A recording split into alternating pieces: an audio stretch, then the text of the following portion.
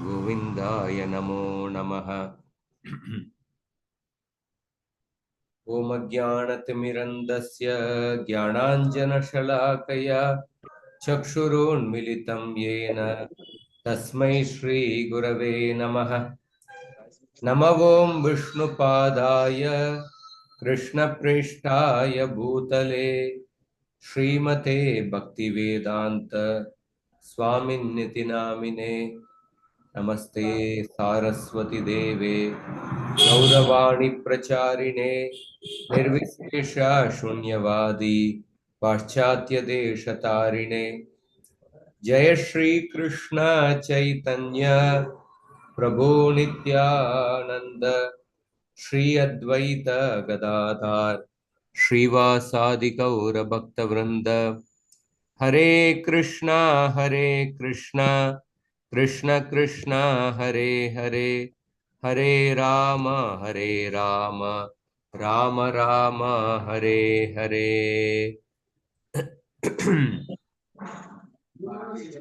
So we'll continue the Dhruva Maharaj story. Last week we discussed Suniti's instructions to Dhruva Maharaj. Suniti told Dhruva Maharaj to worship Lord Vishnu and she gave several reasons and examples. Your grandfather Swayambhu Manu attained great prosperity while living in this world, and he also attained liberation after this world by worshipping Vishnu. And Lord Brahma, by worshipping Vishnu, he attained his position.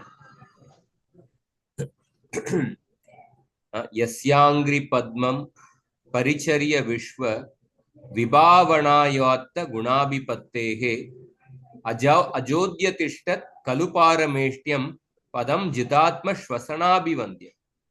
So Suniti gave the example of Brahma, Swayambhu Manu. Then she also told that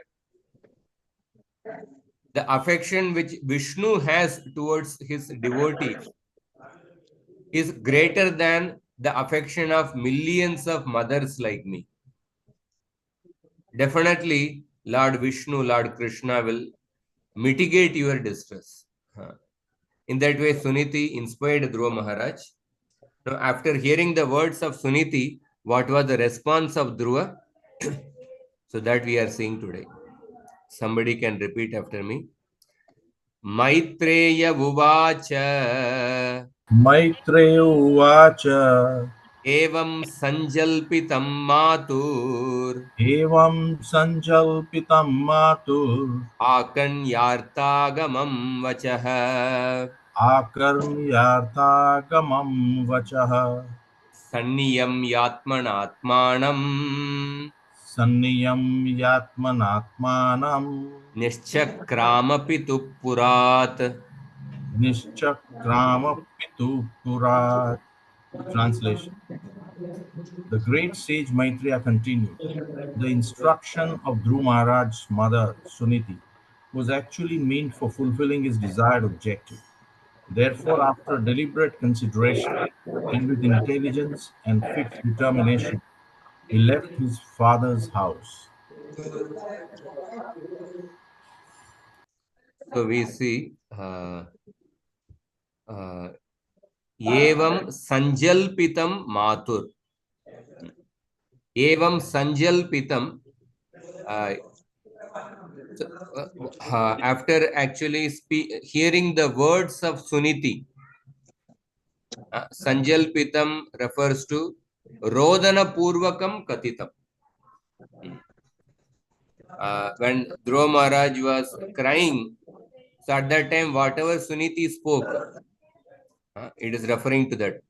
Evam Matuhu Sanjalpitam Katitam. Whatever was spoken by Suniti, Dhruva's mother,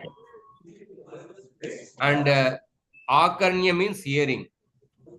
And what is the nature of Suniti's words? Arthagamaha. Arthagamaha, this is an important word. Arthagamaha means that Suniti words actually, Suniti gave the exact means to for Dhruva Maharaj to achieve his goal. Swa abhilashita padarthasya agamaha. Swa abhilashita padarthasya agamaha. That means what Dhruva Maharaj was desiring. In order to obtain that desired objective of Dhruva Maharaj, Suniti gave the method, Suniti gave the path. Swa abhilashita padarthasya agamaha praptihi yasmat tatabhutam vachah. After hearing the words of Suniti, which contained the exact path, exact means by which Dhruva can obtain his desired objective. Hearing such words,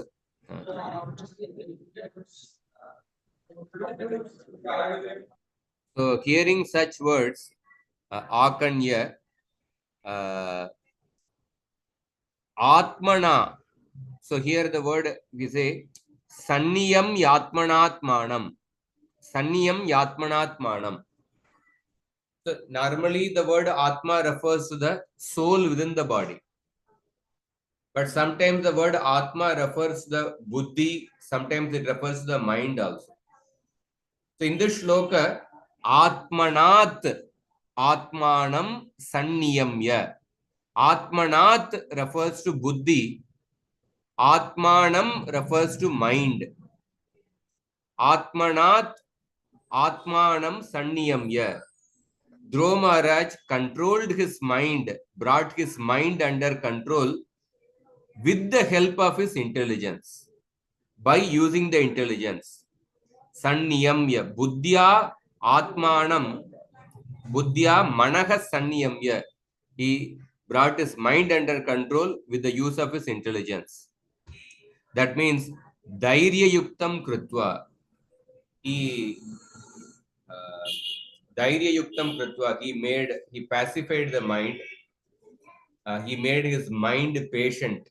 Dhairya yuktam. Or he developed a forbearance. And then Dhruvaha Pituhu Purat Nishchakrama. Pituhu Purat, that means he went out of the kingdom of his father.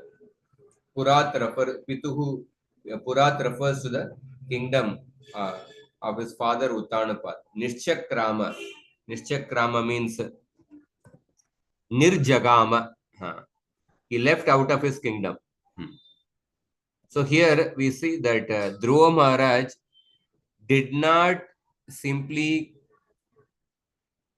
he did not continue to lament forever. He stopped lamenting, and then he wanted to implement the solution given by his mother. So there are many things in our life, like when there is a problem, we have to change that which can be changed. Some things which can be changed to solve the problem, we can change it. But some things cannot be changed, then you have to accept the unchangeable. Then after accepting the unchangeable, one has to raise one's consciousness. One has to raise one's consciousness to some higher spiritual subject matters. So Dhruva Maharaj, he understood that I cannot change the mind of Suruchi or my father Uttanapad. So he accepted what cannot be changed, he accepted the unchangeable. What can be changed is that Dhruva Maharaj felt that, okay, I can worship the Supreme Lord and get a position greater than that of even Lord Brahma, my great-grandfather. So he wanted to implement that solution given by his mother Suniti. So we see the main theme of the purport here. So both Dhruva and his mother Suniti both were lamenting because of the sharp words of Suruchi, and also because Uttanupada did not take any step on the issue. But mere lamentation is useless. One should find out the means to mitigate one's lamentation. So therefore, both the mother and the son decided to take shelter of the Lord, because that is the only solution to all the material problems. So uh, here we see that one should not simply keep on lamenting. Some of the acharyas, they mentioned that what is the main theme of the Bhagavad Gita. If you have to understand the main theme of a book, you have to see the beginning of the book, you have to see the conclusion of the book, and you have to see what is being repeated in the book and what is the unique thing mentioned in the book. Like that, there are 5 indicators are there. So in the Bhagavad Gita, the main theme of Bhagavad Gita is that do not lament. Because in the beginning of the book, Krishna begins the Bhagavad Gita by Ashocyan Anvashocastvam Pragyavadamcha Bhashase Gatasuna Agatasuncha Nanu Shochanti Pandita. You are lamenting for that which is not worthy of grief. Krishna ends the Bhagavad Gita by saying that Sarva Dharman Parityajya Mamekam Sharanam Braja Aham Tvam Sarva Papebhyo Mokshayishyami Ma Shuchaha. Ma Shuchaha, do not lament. And Krishna repeats many times in the Gita, Natvam Shochitum Arhasi, Nainam Shochitum Arhasi. It is not worthy to lament. Give up your lamentation. Yudhyasva Vigata Jwara. Like that, Krishna mentions many times to Arjuna that do not lament. So the Bhagavad Gita also, Krishna imparts the transcendental knowledge so that Arjuna stops lamenting and performs his duty. And then Prabhupada says that it is indicated in this connection that Dhruva Maharaj left his father's capital and he went to a secluded place to search out the Supreme Personality of Godhead. So it is the instruction of Prahlad Maharaj also. Prabhupada paraphrases the words of Prahlad Maharaj. Tatsadu manye suravarya dehinam sada samudvigna diyam asadgrahat hitvatma patam grihamanda kupam vanam gatoyat harimashrayeta. So these words were spoken by Prahlad to his father Hiranyakashipu. Tat sadhu manye suravarya dehina. So Prahlad told that were best of the asuras. Tat sadhu manye asuravarya dehinam.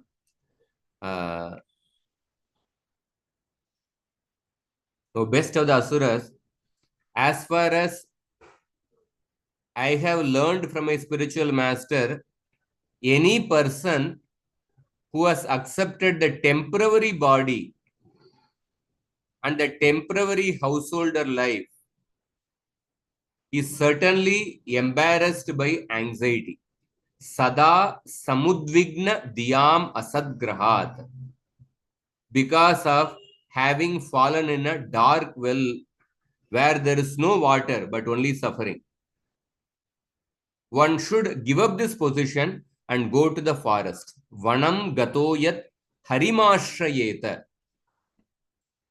He mentioned Vanam gato, one should go to the forest, and Prabhupada is more emphatic. He says that one must go to the forest of Vrindavan, where only Krishna consciousness is prevalent, and should thus take shelter of the Supreme Personality of God.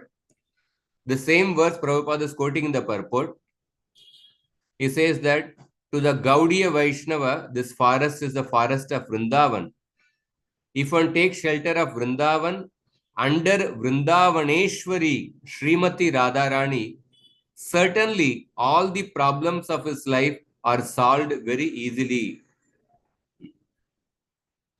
So we see here that Dhruva Maharaj stopped lamenting and then he went to the forest to search out the Supreme Lord, to worship the Supreme Lord.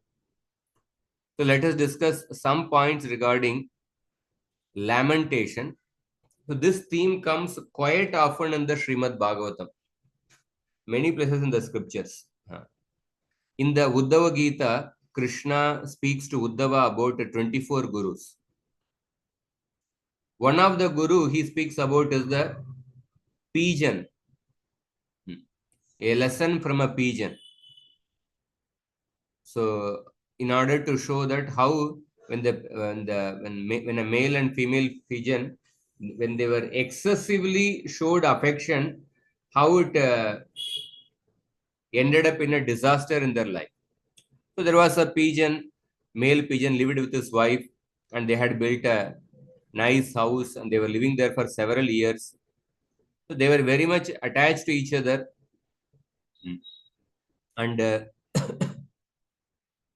male pigeon was very much dedicated to taking care of the female pigeon, and the female pigeon was ready to do anything for the male pigeon. And and then in due course of time, they gave birth to many children. When the children were born, the two pigeons became very affectionate to their children, and they took great pleasure in taking care of them. And when they saw, they became very joyful by seeing the small wings growing in their children. So they were Snehanubadda Hridayav Anyonyam Vishnu Mayaya Vimohitau Dina Diyau Shishun Pupusatu Praja. Their hearts were bound to each other by affection. They completely bewildered by the illusory energy of Vishnu. They continued to take care of the young offspring. So one day, both of them went out in order to get food for the children. So at that time, all the baby birds were there in the nest. So a hunter came, and hunter saw the young pigeons moving about near their nest, and then he spread his net and he captured all of them. And then when the male and the female pigeon returned, so when the female pigeon saw that, she became overwhelmed with anguish and she rushed towards them as they cried out to her in return. So because of the intense affection, she went towards them and she forgot the danger while looking at her captured children. And then she also got bound in the hunter's net, because hunter was there nearby, and then he took the right opportunity and he also bound that female pigeon. And then when the male pigeon saw, the male pigeon started lamenting. I am such a great fool. I did not properly execute pious activities, and therefore I could not satisfy myself. He started lamenting. My family, which is the basis of Dharma, Artha, and Kama, is now hopelessly ruined. So now I am in a wretched person living in an empty home. My wife is dead. My children are dead. Why should I possibly want to live? And then, so in that way, he was lamenting. So at that time, the male pigeon, he also lost his intelligence. He also fell into the hunter's net. He also fell into the hunter's net. So we see here that the female pigeon and the male pigeon, yeah, some things when you cannot change, then when you keep on lamenting, instead of trying to look for a solution, and then not seeing that the death is also awaiting you, hiding behind you, then they also fell prey to the They also fell prey to that hunter's net. So we see, so this story is told by uh, Krishna to Uddhava, and similar story was also told by Hiranyakashipu to the lamenting relatives of Hiranyaksha. When Hiranyaksha was killed by Varahadev, all the relatives of Hiranyaksha were lamenting. And Hiranyakashipu started giving spiritual instruction to the relatives of Hiranyaksha. After giving spiritual instruction, he told the story of King Suyagnya. So there was a King Suyagnya who got killed in the battlefield, and his body was lying in the uh, so his body was lying in the battlefield. So at that time, the queens of Suyagnya, they were just lamenting near the dead body of their husband. They were not allowing the body of their husband to be cremated. They were intensely lamenting. So at that time, Yamaraj took pity on them. Yamaraj took the form of a young boy. He took the form of a young child, and then he came to that scene. And Yamaraj started speaking to those. Uh, Yamaraj started speaking to those queens of Hiranya, the wives of Suyagya. So the Yamaraj also told a similar story. He said that so there were a pair of Kulinga birds, and the hunter saw this pair of Kulinga birds, and hunter captured the female Kulinga bird. And the male Kulinga bird, seeing that his wife is put into greatest danger, became very unhappy and began to lament for his wife. And when he started lamenting, he was saying that the unfortunate baby birds, bereft of their mother, are waiting in the nest for her to feed them. They are still very small and have not yet grown their wings. How shall I be able to maintain all of them in the absence of my wife? And this way, the male bird started lamenting. And meanwhile, the hunter was carefully hiding behind. He took an arrow and pierced the body of the male Kulinga bird and killed him. And Yamaraj told this story to all these queens who are lamenting. And Yamaraj told that you are all so foolish that you are lamenting for your husband, and you are not allowing the cremation, the last rites of your husband to be performed. And you are not seeing your own death. Afflicted by a poor fund of knowledge, you do not know that even if you lament for your dead husband for hundreds of years, you will never be able to get back your husband. And in the meantime, simply by keeping on lamenting for your husband, your lifespan will be finished. Your lifespan will be finished. Therefore, stop lamenting. So Hiranyakashipu told this story of how Yamaraj pacified the wives of Suyagnya. Hiranyakashipu told this story to the relatives of Hiranyaksha. So then, so these queens of Suyagnya, King Suyagnya, when they heard this from Yamaraj, who was a small child, they were struck with wonder by the philosophical words of the child. And then they understood that everything is material and everything material is temporary. And then they stopped lamenting. So we see that, like in this world, suffering cannot be avoided. And suffering cannot be avoided by simply taking revenge against the person, by causing suffering to other person. Sufferings can only be transcended by dealing with the suffering in a positive way, by taking shelter of the Krishna's words in the Bhagavad Gita. So therefore, suffering is universal in this world, but lamentation is a personal thing. Lamentation is personal. Lamentation is one's own choice. Yeah, of course, when the near and dear ones pass away, we definitely feel. It's not that a devotee is without any feelings like a stone. Definitely, any person laments. Even when Abhimanyu died, Arjuna also lamented. But then he did not simply keep on lamenting, and he went ahead with the further course of action. So suffering is universal, but lamentation is personal. So, for example,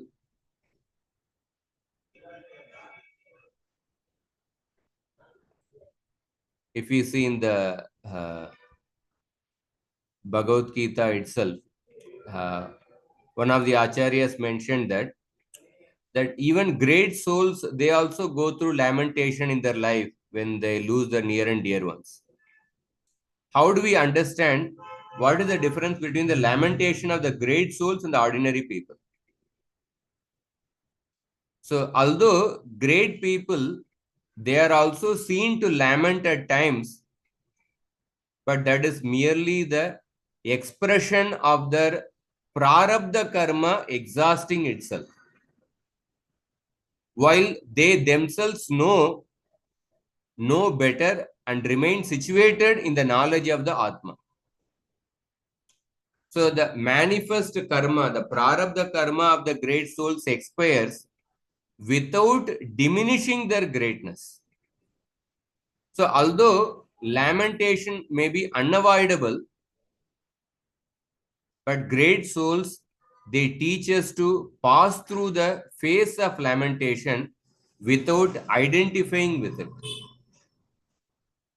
So when we witness the passing of our good karma and the bad karma without identifying with it, without reacting to it, then we progress in spiritual life.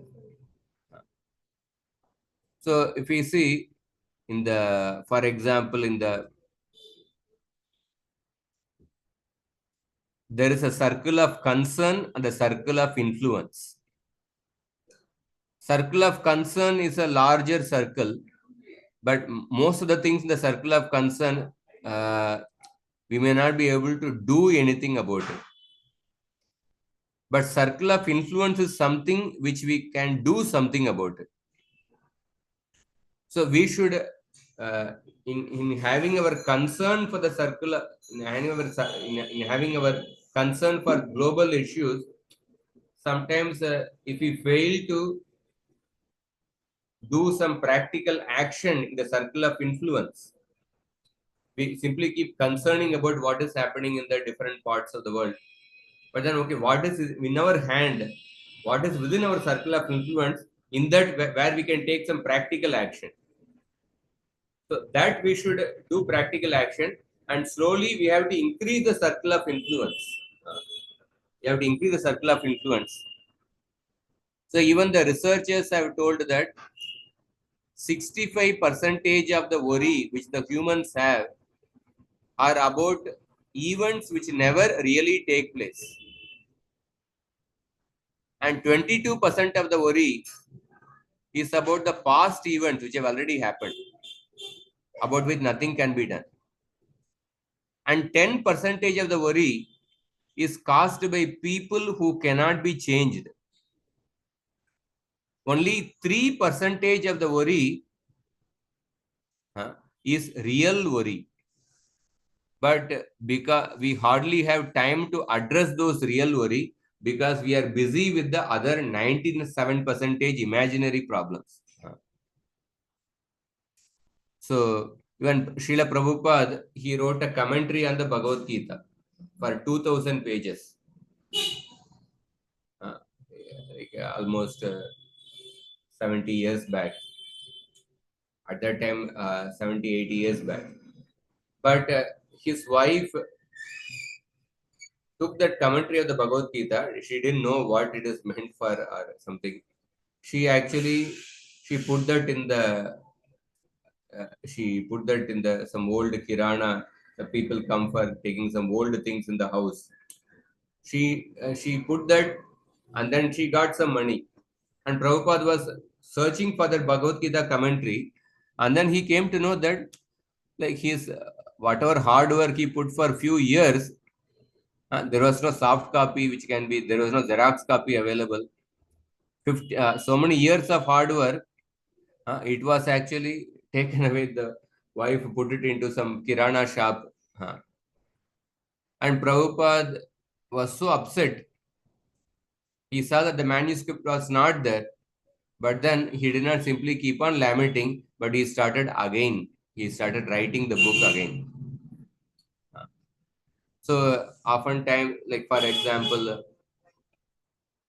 uh, sometimes when we are doing our sadhana, we are chanting Hare Krishna, we chant a few rounds, and then we realize that after chanting 2 3 rounds, oh, I was so inattentive while chanting the holy names. And then thinking that, oh, I'm so inattentive, my mind was completely elsewhere. And thinking about that, we keep lamenting the rest of the time also. Just like a person dies, but then the sutak goes for 13 days. So sometimes we keep lamenting and then we forget the what can be done further. So therefore, Prabhupada says in a purport that the devotees of the Lord are sometimes perplexed in the discharge of their respective duties, but they are never discouraged. But they are never discouraged. So in this way, here Dhruva Maharaj did not keep on lamenting, but he went ahead. Further, Narada Muni came to know this. So somebody can repeat. Naradastadupakanya Naradasthat Varadatta उपाकर्ण्य ज्ञात्वा तस्य चिकीर्षितम् ज्ञात्वा तस्य चिकीर्षितम् पृष्ट्वा मूर्धन् अगग्नेन पृष्ट्वा मूर्धन्यगग्नेन पाणिना प्राह विस्मितः. पाणिना प्राह विस्मितः. Translation. The great sage Narada overheard this news and understanding all the activities of Dhruva Maharaj, he was struck with wonder. He approached Dhruva and touching the boy's head with his all virtuous hand, he spoke as follows. So Narada heard this. Sarvagyatvat swasthane stita eva. Narada, because he was Sarvagya, although he was situated in his own place, some other part of the universe, Sarvagyatvat swasthane stita eva tat suniti upadesha vachanam akanya श्रुत्वा अस्य ध्रुवस्य चिकीर्षितं कर्तुम इष्टं भगवत आराधनम ज्ञात्वा विस्मितः. So Narada Muni came to know the instructions of Suniti given to Dhruva Maharaj. And after hearing those instructions, Dhruva Maharaj wanted to worship the Bhagavan in order to attain his desired objective. And hearing that, Narada Muni became astonished. Vismitaha. Vismitaha. Sanstatra agatya agagnena. So Narada Muni immediately came there. Narada Muni came there and then agagnena panina. Panina means hands. Agagnena is a visheshana for panina. So what kind of hands? Narada Muni's hands can remove the sins in a person. Aga means sin. Agasura means that person whose entire existence was made of sin. So aga means sin. Agagna means the destroyer of the sin. So Narada Muni's hand can destroy all the sins in a person. with such a hands, agagnena panina murdani sprishtva. Narada Muni touched the head of Krishna, head of Dhruva Maharaj, with his hands, which can eradicate all the sins. And then Narada Muni spoke. Praha. Narada Muni spoke. So it is said by the Acharyas, initially Narada Muni spoke to himself. The next shloka which Narada Muni speaks, Narada Muni spoke within his mind. Swa chetasya evam prahasma. Within his mind he spoke the words. So that is the next shloka. So Prabhupada says that, how did Narada Muni come to know? The question may be raised like that. Was there a WhatsApp communication? Was there some news which was posted in some internet? At that time, was the internet available? How did Narada Muni hear all this? The Narada Muni is Trikalagya. He is so powerful that he can understand the past, present, and future. Just like the super soul. So after understanding the strong determination of Dhruva, Narada came to help him. So Prabhupada says the Supreme Lord as a Paramatma is there in everyone's heart. And persons like Narada, they are always looking for the opportunity to speak about Krishna, to teach Krishna Bhakti to the people in this world. And the Paramatma is there in everyone's heart. And Paramatma understood that now the child Dhruva is going to the forest in search of me in order to worship me. So Paramatma inspired Narada Muni. Narada Muni is always looking for a person to teach Krishna Bhakti. And the Paramatma understood that Dhruva is looking for me. Dhruva wants to worship me. So the Paramatma in the heart of Narada inspired Narada that you go to this place and instruct Dhruva Maharaj. So we see that the Paramatma is the Chaitya Guru. So the Supreme Lord is present in everyone's heart. As soon as he understands that a living entity is serious about entering devotional service, he sends his representative. So when the living entity wants to worship Krishna, then the Paramatma sends a bona fide Guru to the Jivatma. And then when the Jivatma follows the instructions of that spiritual master faithfully, and then when he becomes mature by following the instructions of that spiritual master, then in his mature stage, the Paramatma, the Supreme Lord, appears to the devotee, and the Supreme Lord directly speaks to the devotee. Tesham satata yuktanam bhajatam priti purvakam dadami buddhi yogam tam yenamam upayantite. So Guru Krishna Prasade Paya Bhakti Lata Bija. So by the mercy of the Chaitya Guru, spiritual, the super soul, a living entity obtains a Guru. And that Guru gives the Bhakti Lata Bija to the devotee. So because of Dhruva Maharaj's determination, Krishna immediately sent his representative Narada to initiate it. So we can see there are 4 kinds of Gurus. Pada Pradarshaka Guru, Chaitya Guru, Shiksha Guru and Diksha Guru. Pada Pradarshaka Guru, Suniti acted as a Pada Pradarshaka Guru. Suniti told Dhruva Maharaj that you worship the Supreme Lord. Suniti just showed the path. And then the super soul, who is the Chaitya Guru, immediately inspired Narada Muni to come to that place. And Narada Muni came to that place. Narada Muni gave Shiksha to Dhruva Maharaj. We will see in the further shlokas. Narada Muni will act as a Shiksha Guru of the Dhruva Maharaj, and he also acted as the Diksha Guru of the Dhruva Maharaj.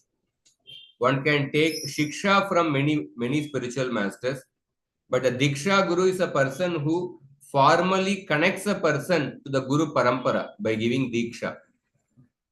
Shiksha Guru is somebody there may be many Shiksha Gurus who may teach the Shastra, but the Diksha Guru is one, just like the husband is one for a wife who, but the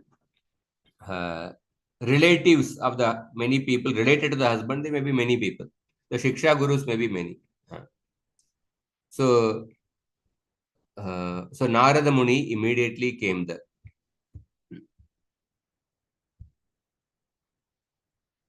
So we see that in the Bhagavatam 11th canto, Uddhava, after hearing the Uddhava Gita, Uddhava expresses his gratitude to Krishna. Naivopayantyapachitiam kavayastavesha brahma yushapi kritamruddhamudasmaranta yontar bahistanubhrutam ashuban vidunvan acharya chaitya vapusha swagatim yanakti. Uddhava says that, O my dear Lord, transcendental poets and experts in spiritual science could not fully express their indebtedness to you, even if they were endowed with the prolonged lifetime of Brahma. For you appear in two features, externally as the Acharya and internally as the Super Soul, to deliver the embodied living being by directing him how to come to you. So the Krishna appears internally as the Chaitya Guru, as the Super Soul, and externally he appears as the Shiksha Guru and the Diksha Guru. So because we are unable to hear the voice of the Chaitya Guru, the Super Soul in our heart. The Diksha Guru and Shiksha Guru, they act as an amplifier.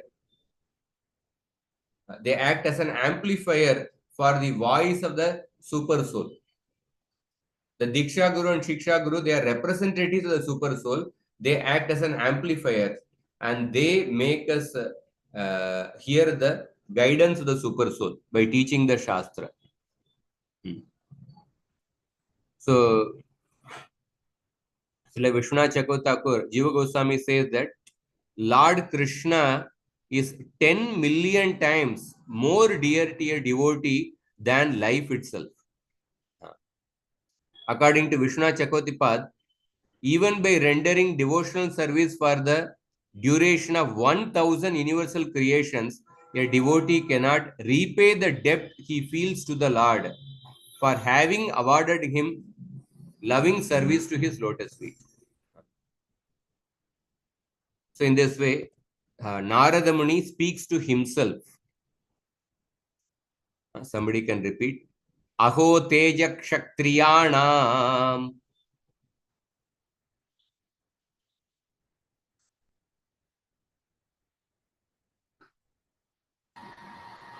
Aho te kshatriyanam Manabangam amrishyatam.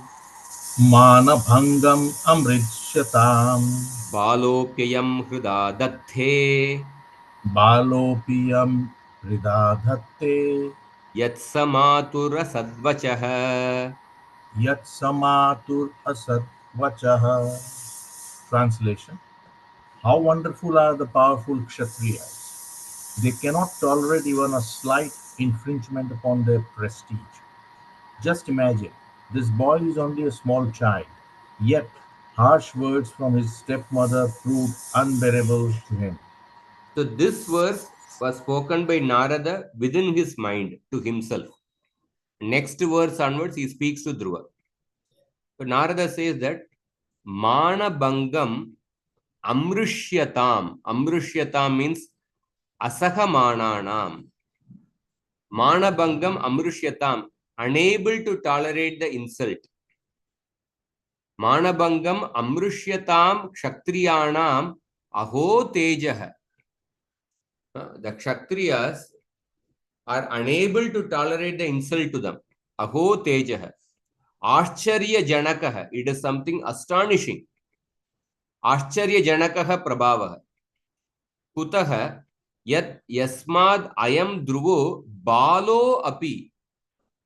Because this child Dhruva is just a small child. Although he was a small child, samatuhu sapatnyaha suruchya asadvachah tiraskara vachanam hrida datte. Datte means dharayati. Although this Dhruva is a small child, he is carrying in his mind those harsh words spoken by his stepmother Suruchi. That we can see the Kshatriya mindset, Kshatriya psychology is present in this child Dhruva even as a small child, that he is unable to tolerate the insult of his stepmother, that is carrying in his mind the words spoken by Suruchi. We can see the Kshatriyas is very difficult for them to forgive actually.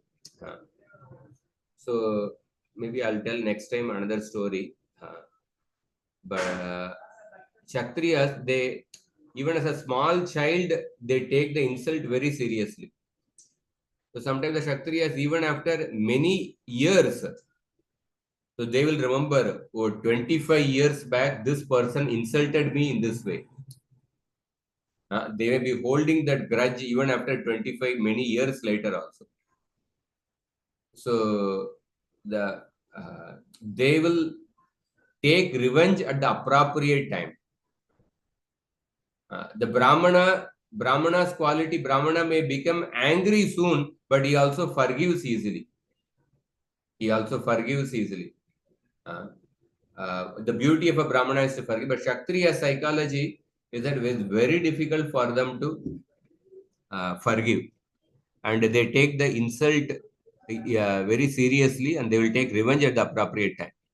So even as a small child, Dhruva was very much, he was carrying those words of his stepmother.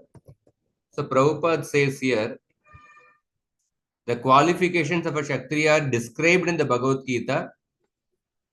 Shauryam tejo dhritir dakshyam yuddhe chapyapalayanam danam ishvara bhavascha kshatra karma svabhavaja.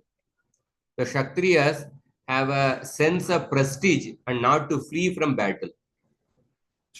It appears that the Kshatriya blood within the body of Dhruva was naturally very active.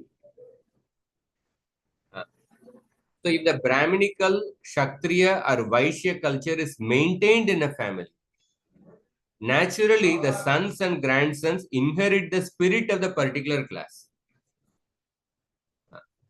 So therefore, according to the Vedic system, the samskara or the reformatory system is maintained very rigidly. So now Prabhupada is giving another important point, that he is saying that it is important to maintain the, if somebody is born in a Brahminical family or a Kshatriya family or Vaishya family or a Shudra family, one should maintain that culture. How do we maintain that culture? By performing the samskaras properly. The samskaras are maintained, then the legacy of the Brahminical culture, Kshatriya culture, Vaishya culture, they get passed down to the next generation. If one fails to observe the reformatory measures current in the family, one is immediately degraded to a lower standard of life. The samskaras are the different rituals which are performed at the crucial junctions of a person's life, because of which a strong impression is created in that person's life. Just like when the clay is wet, at that time, when you create an impression in the clay, and that impression will be long lasting. So similarly, samskaras are like the impressions created at the crucial junctions of a person's life. So of course, in the Vedic Shastras, there are 48 samskaras are mentioned. That is a very detailed this one. But at least 10 most important samskaras are mentioned by different acharyas. Starting from Garbhadana samskara, Simanta samskara, Namakarana samskara, Chudakarana samskara, and then Upanayana samskara, Vedaramba samskara, um, then Vivaha samskara, then ultimately Antyeshti Kriya. So there are many most important samskaras are there. So these samskaras, they help a person to reform. The purpose of samskaras can be understood in three ways. There are three purposes of samskaras. The first is that dosha nivarana, to purify the contamination in us. A person is born with different anarthas, contamination. Samskaras help to purify those contamination. That's the first purpose. Dosha nivarana. Second is the guna adana, bringing a person to his original character, or to give good qualities to the person. Guna adana. And third purpose is that shakti vardhana, to increase the shakti of the person. The mental shakti, physical shakti. These are the three purposes of samskaras. So, so Prabhupada says that it is important to maintain the samskara so that the legacy of the family tradition, the family legacy gets continued. So Dhruva Maharaj, because the samskaras were maintained properly, Dhruva Maharaj, as a small child also, he had that mindset of a Kshatriya, which was seen by Narada Muni. So last shloka. So Narada Muni starts speaking to Dhruva. These are very beautiful instructions. We will next week we'll see in detail, but first shloka we'll see today. Narada Uvacha Narada Uvacha Nadunapyavamanam te Nadunapya Avamanam Te Sammanam Vapi Putraka Sammanam Vapi Putraka Lakshayama Kumarasya Lakshyayama Kumarasya Saktasya Kridanadishu. Saktasya Kridanadisu. Translation. The great sage Narad told Dhruva, "My dear boy, you are only a little boy whose attachment is to sports and other frivolities. Why are you so affected by words insulting your honor?" So Narada is saying that, Hey Putraka, Aduna api Ayushah Panchavarsha Atito api Kridanadishu Saktasya Kumarasya Te Tava Avamanam Sammanam Vapi Na Lakshayamah. Avamana Sammana Anusandanam Na Pashyama.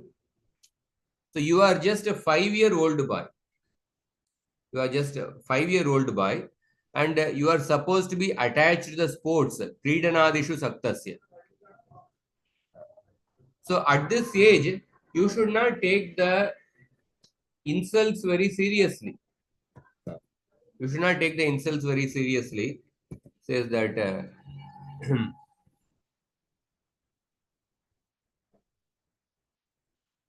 since you are a young boy attached to playing, Kridanadishu Saktasya, I don't see at this time that you should feel honored or disrespected. You should not take the honor and dishonor very seriously at this time, because you're just a 5-year-old boy. So ordinarily, if a child is rebuked as a rascal or a fool, he smiles and does not take such insulting words very seriously. Similarly, if the words of honor are offered, he does not appreciate them.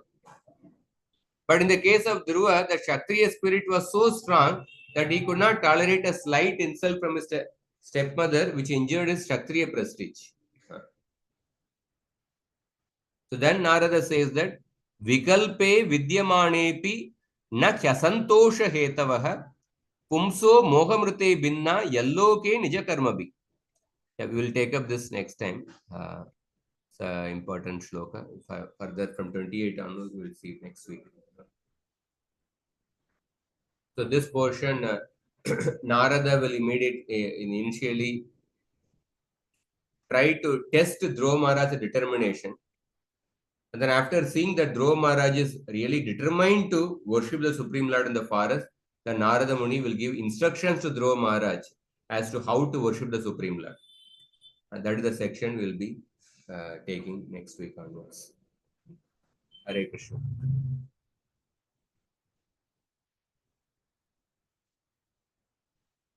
So anybody has any comments or questions? Hari Om. Namaskar. Hare Krishna. So, Prabhuji, it's for Anushasan, for administrative work. I mean, one should develop like a Kshatriya is supposed to not forgive and punish and take revenge, right? I mean, it is justified. I mean, when you say that at the right time he's going to strike, he's going to make that strategy and things like that. So it is suiting his nature and it is justified. In this case, like there's a sudden transformation, like he wasn't that such revengeful this thing, and then to just come down, give up that and go to something higher is like something, it's really. Yeah, that Kshatriya nature is also required. Kshatriyas, they should not actually forgive.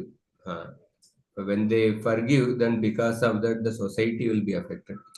Kshatriyas, they have to, and the criminals disturb the society, they should, with the iron hand, give immediate punishment.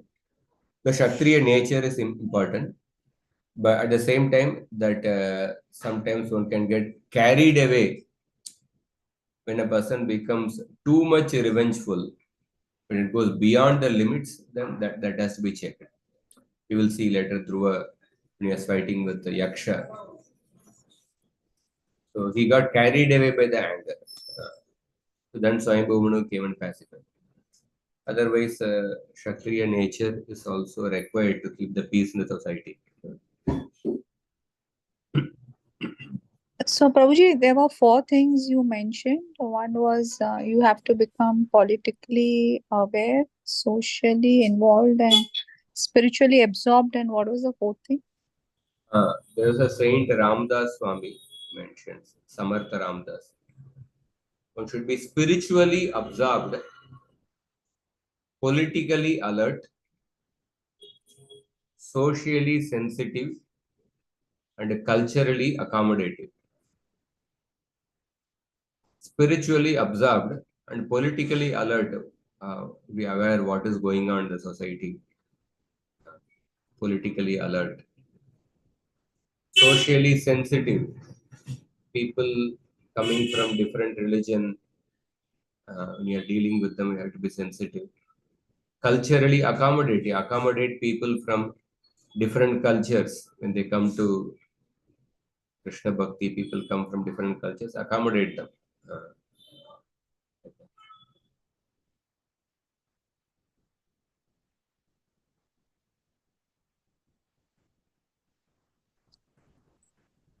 Hare Krishna, Dandavat Pranam Prabhuji. Prabhuji, I just want to know uh, how do spiritually elevated persons they respond or react to lamentation? It's so difficult not to, like you mentioned, that you should bypass the lamentation, but I think lamentation is also healthy. Otherwise, it causes side effects of medical problems. No. Arjuna also lamented when his son Abhimanyu died. After hearing the Gita only. So I'm saying that it's not that elevated people don't lament. But so lamentation in the sense I said that when you keep on lamenting, when you don't do the further course of action, that is in Tamoguna. So we have to naturally, a devotee is not like a stone without the feelings.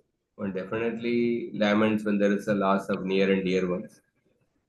But then after lamenting for some time, then you have to look for the further course of action, and that not that continue to lament. That is the theme. Those queens of Suyagya, they just continue to lament. They were not allowing even the Antyeshti Kriya to be performed. Then Yamaraj came and told, you are continuing to lament. You are not aware that there's a death is also waiting you. Those two stories of the Kulinga birds, when the children or the female bird got caught in that net, then the male bird simply kept on lamenting, not being aware that his death was also nearby. Because he kept on lamenting, the hunter took the opportunity and then he caught the male bird also. So similarly, that simply by lamenting, you cannot bring back the dead person, and your lifetime your time will be passed. So therefore, we should lament, and then after that, after a particular period, and go about what is the further course of action, what is next to be done. That is the word. Thank you, Prabhuji.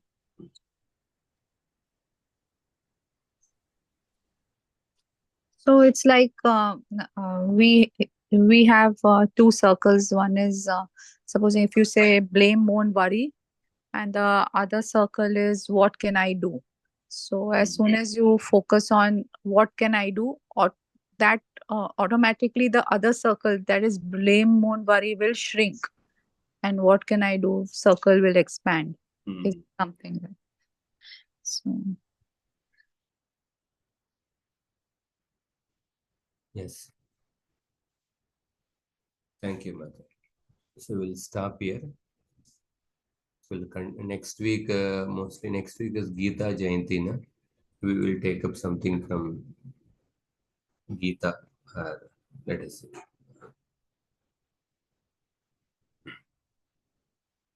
Hare Krishna. Grantara Srimad Bhagavatam ki jai, Srila Prabhupada ki jai, Gaura Bhakta Vrinda ki jai. Thank you, Prabhuji. Thank you very much. Thank you, Prabhuji. Thank you, Prabhu.